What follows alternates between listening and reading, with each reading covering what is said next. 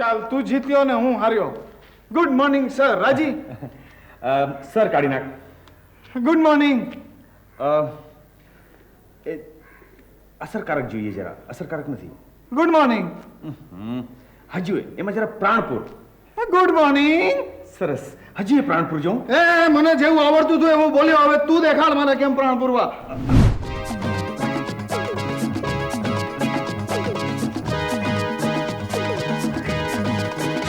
श्रीमान सफल कुमार, श्रीमान सफल कुमार, श्रीमान सफल कुमार, श्रीमान सफल कुमार.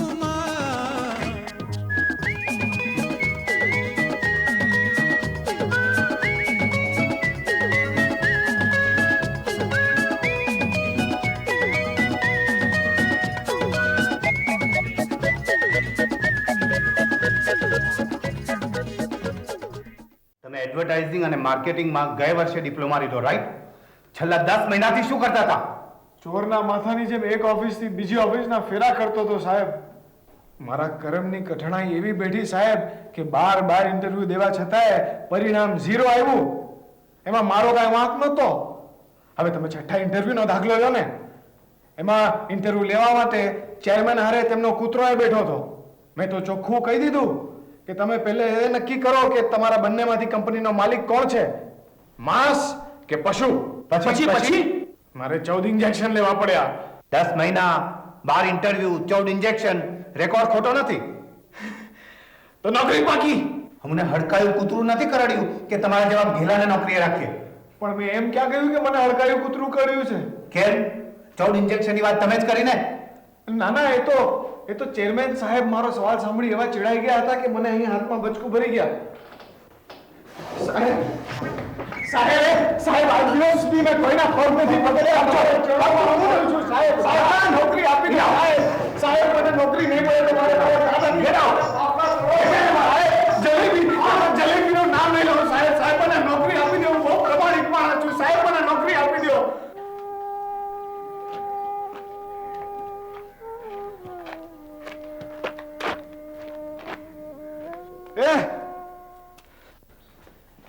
હે આવડી મારી છે? હશે નહીં છે. પુરાવો. એ જો ભાઈ હું બહુ થાકેલો છું. તું મારું મગજ ચાટીશ તો મારો હાથ ઉપડી જશે. બહુ જૂના ભાડાની રસીદ હશે તો પણ ચાલશે. આવ ભલા પકડ ગયેલા. તું છો કોણ?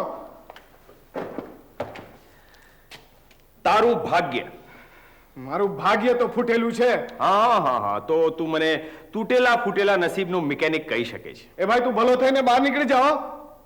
ખરેખર જો હું 3 સુધી ગણવાનો, તું નો ગયો ને તો મારા ખાસડા વડે મારતો તને ચોક સુધી મૂકી આવવાનો. ખરેખર એમ? હા જો. 1 2 એ હવે છે ને અહીંયા જ રહેશે, સમજો. અરે અમારો નવો ભાડું જ છે. હા, હવે તમે જલ્દી આ ઓરડી ખાલી કરી નાખો. પણ કાકા શું પણ હે? હું તારા જેટલો નિર્દય નથી પ્રેમ. હું કઈ 1 થી 3 ગણવા નહીં બેસું, પૂરા 13 ગણીશ. ત્યાં સુધીમાં આ રૂમમાંથી તું ચાલતી પકડ. જોયા જોડા જોયા છે ને તે?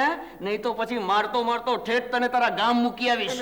કાકા તમને જો વાંધો ન હોય તો આને આ રૂમમાં જ મારી સાથે રહેવા દો. આને? અરે ભાઈ આ પ્રેમલાને તું ઓળખતો નથી. મારા 6 મહિનાનું ભાડું હજમ કરીને બેઠો હતા.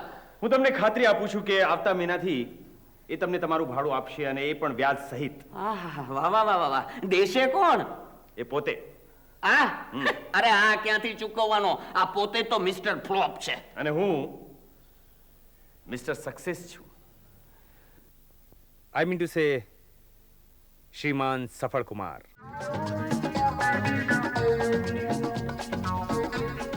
હે ગુરુદેવ, નાનપણથી હું તમારી પૂજા કરું છું. વાર તહેવારે તમને તાજા ફૂલોની માળા પહેરાવું છું, ધૂપ લોબાન કરું છું. એનું ફળ શું આવ્યું? મારા પોતાના ઘરમાં આજે હું મહેમાન બની ગયો. વાહ ગુરુદેવ વાહ. તમારા ચિંધેલા માર્ગે ચાલવાનું ફળ તમારા ભગતને તમે મજાનું દીધું. જાણો છો એનું પરિણામ શું આવ્યું? આજે મારી શ્રદ્ધા ડગમગી ગઈ. તમને હસવાનું સૂજે છે? મારા રડવાથી જો તું પ્રસન્ન થતો હોય તું આંસુ સારવાય તૈયાર છું.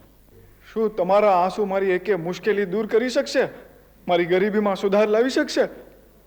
મને પટાવાળાની નોકરી અપાવવાની એક ક્ષમતા તમારા આંસુઓમાં નથી.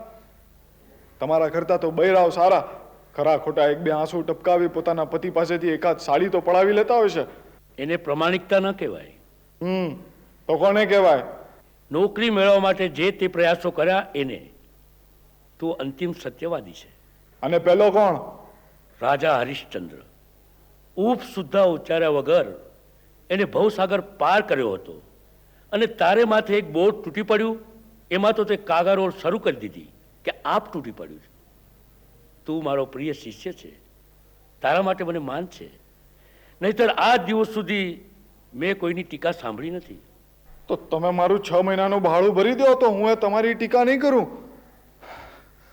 હું આ મકાનનો ફરી માલિક થઈ જઈશ ને આ પેલા ભાઈ જે મારા તંબુમાં હાથીની જેમ ધસી આવ્યા છે એમને હું માન સહિત દરવાજો દેખાડીશ. ગુરુદેવ, એક નાનકડો ચમત્કાર. ચમત્કાર માનવી પોતે જ સર્જી શકે છે, એ માટે ગુરુદેવને તસ્દી ન દેવાય. તમે મારી મશ્કરી કરો છો. તારા શરીરમાં આત્મા છે. એ જ તો મોકાણ છે. ક્યારેક ક્યારેક મન લલચાય છે કે ડ્રગ્સના હેરાફેરીમાં પડું. ફક્ત એક પડીકું સહાર એરપોર્ટથી ઉચકીને કામાટીપુરા પહોંચાડવાના પૂરા 1000 રૂપિયા મળે. 1000. કેવું સહેલું, ના કોઈ મહેનત, ના કોઈ ડિગ્રીની જરૂર. પણ અમારો આત્મા છે ને એ જ ટાણે સળવળવા માંડે છે અને મનમાં વિચાર આવે છે કે ભાઈ પ્રેમકુમાર, 1000 રૂપિયા એક દિવસના પરસેવો પાડ્યા વિના તમે કમાશો તો ખરા, પણ સાથે 1000 જીવન ભાંગશે તેનું શું? 1000 પરિવાર રોજ તમારા પર લાખ લ્યાનતો વર્ષાવશે તેનું શું? બસ મારા પગ પાછા પડી જાય છે. આ પરથી નક્કી પુરવાર થાય છે કે તારા શરીરમાં આત્મા છે અને આત્મા એ પરમાત્માનો અંશ છે. હવે જો તારા શરીરમાં બ્રહ્માંડના સર્જકનો અંશ હોવા છતાં તું ચમત્કાર ન સર્જી શકે, તેમાં દોષ કોનો? ગુરુદેવનો, ઈશ્વરનો કે પરમેશ્વરનો? આપણે આપણી ચર્ચા હાલ પૂરતી અહીં જ પૂરી કરીએ. મારો સાહેબ જાગી ગયો છે. ગુડ મોર્નિંગ પ્રેમ. હું હજુ ચા નથી પીધી. અરે તો આપણે બંને સાથે પીશું. હા બોલ, પાણી કમ કે સાદી? તારી ચોઈસ. પણ પ્રેમ, તે હજી મારા નમસ્કારનો જવાબ નથી આપ્યો. હા, મોર્નિંગ. નહીં પ્રેમ, નહીં. આ મારા નમસ્કારનો જવાબ નથી. તો બીજું શું છે? મેં જેટલા સ્નેહપૂર્વક તને કહ્યું છે એમાં પણ વધારે પ્રેમ ઉમેરીને તું મને બોલ. હા, એટલો પ્રેમ હું ક્યાંથી લાવું?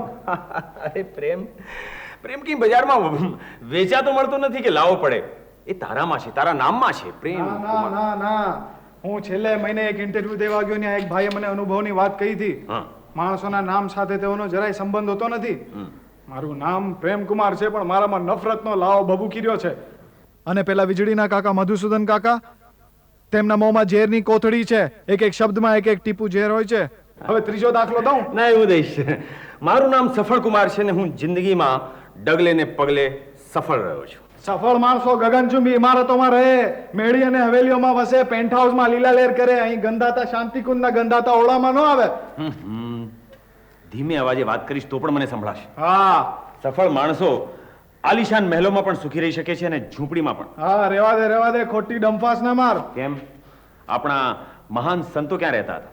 વનમાં, ઝૂંપડીમાં, પહાડો પર રહેતા હતા કે નહીં? હા, પણ એ સંતો હતા, સંસારી નહીં. મહાત્મા ગાંધી કોણ હતા? હે? એ પણ કાળા માથાના માનવી જ હતા ને, 2 હાથ 2 પગ વાળા. જિંદગીમાં હંમેશા સફળ રહ્યા, એ છતાં પણ ઘણીવાર એ ઝૂંપડીમાં પણ જીને રહ્યા. હા, પણ તારા માથે એવો કેવો કપરો સમય આવ્યો કે મોટો બંગલો છોડી તું અહીં ઝૂંપડીમાં રહેવા આવ્યો? એક રહસ્ય છે જે સમય આવતા જ તને સમજાશે. પણ હવે હું તને યાદ દેવડાવું.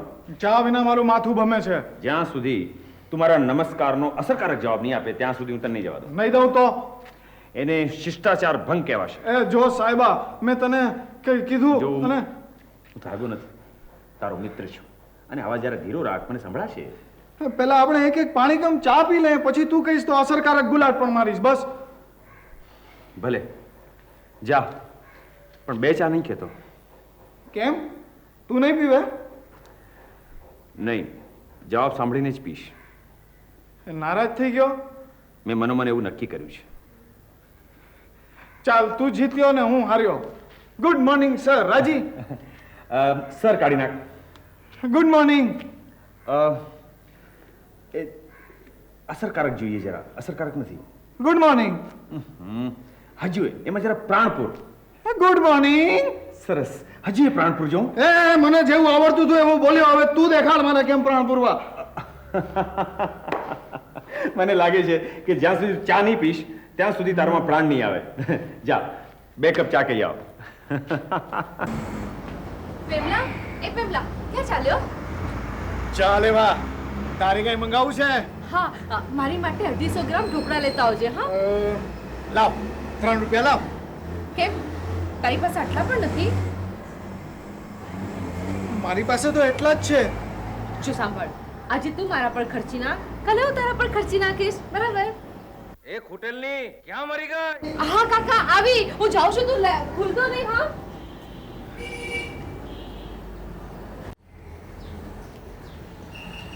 એ પેમલા, લાખાભાઈ, આજે તમારી સવાર વહેલી વહેલી પડી ગઈ હે? અહીંયા બેસ બેસ બેસ બેસ. તને ખુશખબરી કહેવાની છે. શું થયું? તારી ભાભી પાછી આવી ગઈ. પિયરેથી એક દીમાં પાછા? હવે તો હું મર્દ મુછાળો છું જેને સંગરી રાખું છું. બાકી આપણી સરકારે કંટાળીને 2 કલાકમાં એને પાછી મોકલી દીધી. એ આવડી મોટી સરકારને એક બૈરાથી કાંઈ કંટાળે? નહીં સમજા, હું સમજાવું. વાત એમ બની કે હું ઘરેથી બહાર ગયો હતો અને મારી ગેરહાજરીમાં પોલીસની ધાડ પડી. એ ધાડમાં પોલીસને વિલાયતીની 12 બાટલીઓ મળી દારૂની. એની સાથે મારી બૈરીને ઉચકીને લઈ ગયા. હું ઘરે પાછો આવ્યો તો ચૂલો ટાળો, ઘર મેદાન ખેદાન.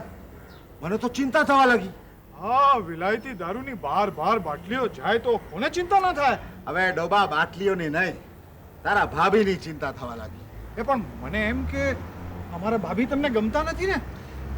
એવું પહેલા હતું, પણ હવે એનો કંઈક કકડાટ થતો નથી ને તો મારો આખો દિવસ ખરાબ થાય છે. ના ના, શું બોલે?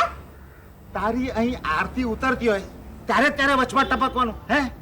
ના ના, મેં સાંભળ્યું છે કે તમે મર્દ મુછાળા છો. અરે હોય કઈ મર્દ મુછાળો? આ શાંતિકુંજમાં એક જ તો મર્દ મુછાળો છે, એ તું. કેમ પેમલા, બરાબર ને? હા, તમે કહો છો તે ખરું ખરું. આડા બોલે. આમાં તાજા દૂધની 5 રૂપિયાની મલાઈ લઈ આવ. હવે એટલી તો હું ચાટી જઈશ, પછી તમે શું ખાશો? 10 રૂપિયાની લઈ આવજે. જા, લાવ 10 રૂપિયા. યાદજીને મારું નામ દેજે ને હવે. એ નાના, આ મહિનો પત્યો નથી ને તમે 50 રૂપિયાની મલાઈ ઉધાર ખાઈ ગયા છો, એ નહીં આપે? તો એક કામ કર, તારા ભાભીનું નામ દેજે. હે? આપણું મર્દ મુછાળાનું? જા જા.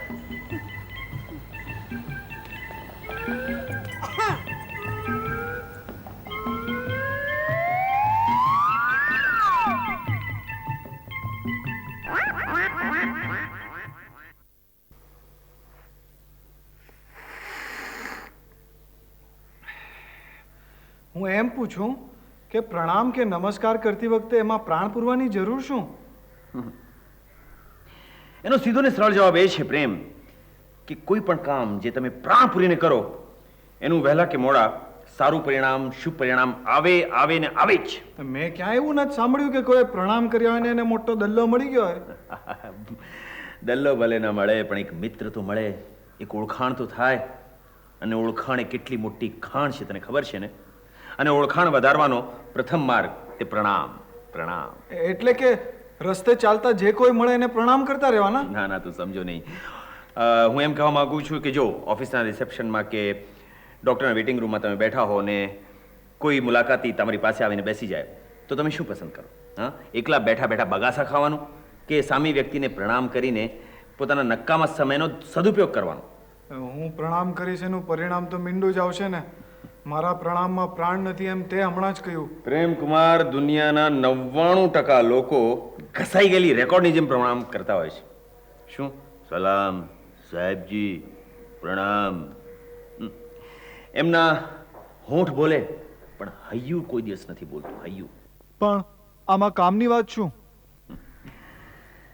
કેટલાક મહિના પહેલા એક શ્રીમંતને ત્યાં હું નોકરી કરતો હતો અને મારું કામ હતું એની છોકરીને શિષ્ટાચાર શીખવાડવાનું. શ્રીમંતની દીકરી અને શિષ્ટાચાર ન જાણે? જાણતી હતી પણ એમાં પ્રાણ નહોતા. જ્યારે પહેલી વાર હું એના બંગલે પહોંચ્યો, હલો સફલ કુમાર, હું તમારી જ વાટ જોતી હતી. હું હંમેશા ચોક્કસ ટાઈમે હોઉં છું, મારી વાટ જોવાની ન હોય. તમને કદાચ આશ્ચર્ય થશે, પણ જ્યારે હું ઘરેથી બહાર નીકળું છું ત્યારે મારા પડોશીઓ મને જોઈને જ પોતાની ઘડિયાળ મેળવે છે. અને જ્યારે રસ્તા પર પહોંચું છું ત્યારે ત્યાંનો દુકાનદાર મને જોઈને જ પોતાની ભીત ઘડિયાળના કાંટા આગળ ફેરવે છે. અને ત્યાંથી બસ પકડીને જ્યારે એરપોર્ટ પહોંચું છું ત્યારે કેમ તમને જોને દિલ્હીનું વિમાન છૂટે છે? નહીં નહીં એટલી હદ સુધી નહીં, પણ ત્યાંથી મને બીજી બસ મળે છે અહીંયા આવવા માટે. કેમ તમારી કાર? સરકારે જ્યારથી પેટ્રોલ બચાવવાની વિનંતી કરી છે ત્યારથી હું મારી કાર એક આંતરે જ વાપરું છું. હવે આમ ઊભા ઊભા જ વાતો કરશો કે બેસશો? આજે આપણે આમ ઊભા ઊભા જ ચર્ચા કરીશું. જેવી તમારી મરજી. મારી ઈચ્છા છે કે તમે પણ મારી સાથે ઊભા રહો. શા માટે? ઊભા રહીને વાત કરવી એ પણ એક કળા છે. કેટલીક પાર્ટીઓમાં અને કલા પ્રદર્શનના કેટલાક ઉદ્ઘાટનોમાં બેસવાની વ્યવસ્થા જ હોતી નથી. ફરજિયાત રીતે તમારે ત્યાં આગળ ઊભા ઊભા જ વાત કરવી પડે. આજે આપણો વિષય ઊભા ઊભા કેવી રીતે વાત કરવી એ છે. પ્લીઝ. લો, ઊભી થઈ ગઈ બસ. હવે ધાર કે તને કોઈ પાર્ટીમાં આમંત્રણ મળે અને તને ખ્યાલ ન હોય ને એ પાર્ટીમાં તું મને પણ જુએ તો સૌ પ્રથમ તું શું કરે? સ્મિત સાથે વિશ કરીશ. હલો સફલ કુમાર. સપાટ લાગે છે. Hello mister Safal Kumar. Mister ઉમેરવાની જરૂર ખરી? હલો. આમાં પ્રાણપુર પ્રાણ. જ્યારે જુઓ ત્યારે પ્રાણ પ્રાણ ને પ્રાણ. હું કંટાળી ગઈ છું. અરે એટલું તો સમજો, કૂવામાં ન હોય તો હવાડામાં ક્યાંથી આવે? મારાથી આ બધું નહીં થાય.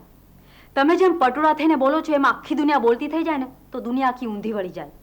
મારો મૂડ જતો રહ્યો, તમે જઈ શકો છો.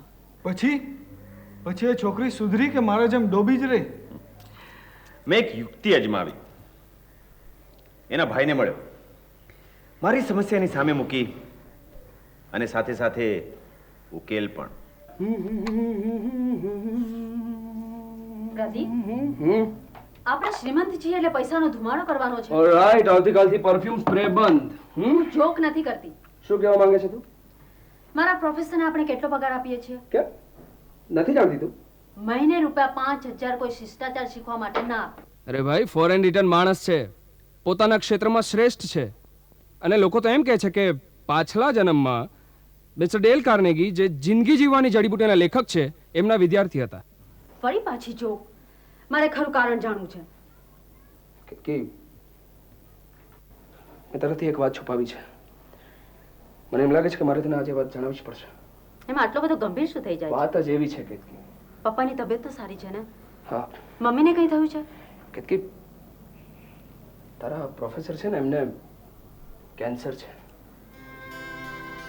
ઇમ્પોસિબલ. મેડિકલ રિપોર્ટ પ્રમાણે 1-2 મહિનાથી વધારે નહીં જીવી શકે. પણ એમનો ચહેરો, એમની તંદુરસ્તી જોતા એવું લાગતું તો નથી. તારી વાત બરાબર છે. મેં પણ જ્યારે આ વાત પહેલી વાર સાંભળી ત્યારે મને પણ ભરોસો નહોતો બેઠો. તને કોણે કહ્યું? પપ્પાએ. તારા પ્રોફેસરના ડોક્ટર અને આપણા પપ્પા મિત્ર છે, એમની ભલામણથી જ અમને આટલા મોટા પગાર આપણે ત્યાં રાખવામાં આવ્યા છે. એટલે તમે બંને જાણતા હતા? પપ્પા જાણતા હતા, પણ 2 દિવસ પહેલા જ્યારે મેં પગાર વિશે પપ્પાને પૂછ્યું ત્યારે પપ્પાએ જ બધી ચોખવટ મને કરી. My God.